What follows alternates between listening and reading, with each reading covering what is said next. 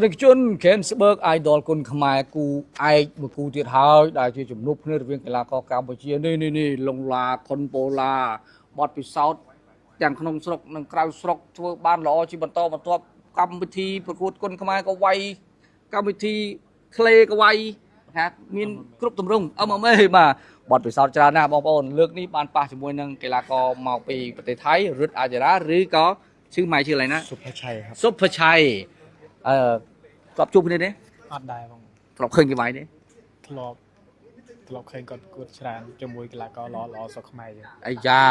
ចុះឡុងឡាបានត្រៀមលក្ខណៈបែបណាខ្លះសម្រាប់ប៉ះជាមួយគេបាទត្រៀមរួចរាល់បងរួចរាល់ហើយបាទ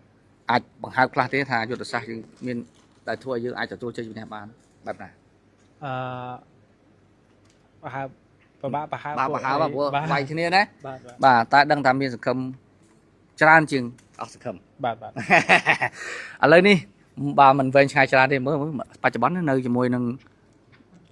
ឡុងសវណ្ណឌឿនបាទអូខេឥឡូវនេះមកជួបជាមួយសុភชัยវិញម្ដងបាទសวัสดีครับសុភชัยមើលណាត់คิดถึงครับคิดถึงនឹកទីនេះដែរបាទគាត់មិនសូវបានមកប្រកួតទេឥឡូវនេះបានមកប្រកួតហើយការเตรียมตัวไฟนี้เป็นไงบ้าง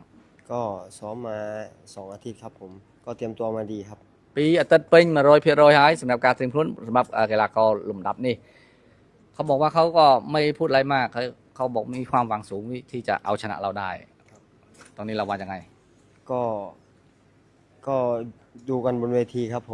มก็ไม่ยอมให้เขาชนะง่ายๆเหมือนกันครับឡុងឡា